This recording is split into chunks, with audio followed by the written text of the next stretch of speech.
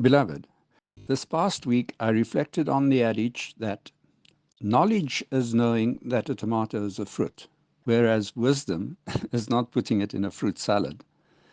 This distinction is important because it reveals that how we use knowledge has implications and that knowledge is not to be confused with wisdom. What is knowledge then?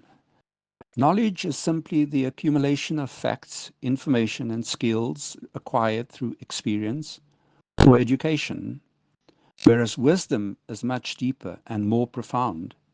It is the judicious application of that knowledge, guided by divine insight and a strong moral framework and ethics. The Bible provides a clear distinction between these two concepts. In the Book of Proverbs, we read, "The fear of the Lord is the beginning of knowledge, but fools despise wisdom and instruction."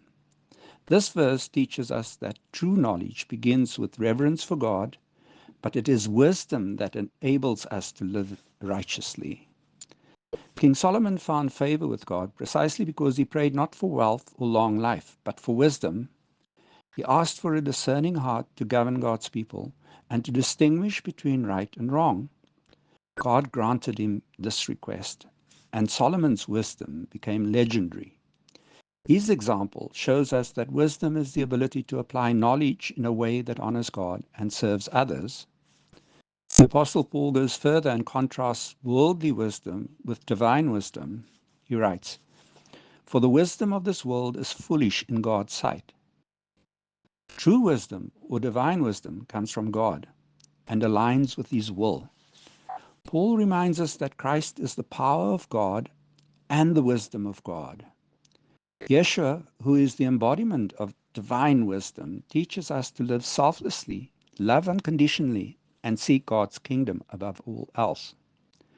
James, the brother of Christ, writes, "But the wisdom that comes from heaven is first of all pure, then peace-loving, considerate, submissive, full of mercy and good fruit, impartial and sincere." Here we see that divine or heavenly wisdom is characterized by moral virtues and ethical behavior that reflects God's character. Therefore, I posit that misanthropic individuals are incapable of true or divine or heavenly wisdom. If you do not like or love other people, you are incapable of exercising divine wisdom, despite having knowledge. Divine wisdom flows from a deep appreciation and empathy for the human condition, and it can only blossom when you love other people. The self-centered, the vain, the egotists, the narcissists can never have divine wisdom. People with maladaptive personality disorders are incapable of divine wisdom. They may possess certain knowledge and delude themselves into believing that they are wise, but that is a delusion. Theirs is a foolish wisdom of this world, proceeding from a delusional command of knowledge. They lack a judicious application of that knowledge guided by divine insight and a strong moral compass and ethics. Therefore, let us pray like the psalmist that we may gain a heart of wisdom. Remember, knowledge is knowing that a tomato is fruit, whereas wisdom is not putting it in a fruit salad.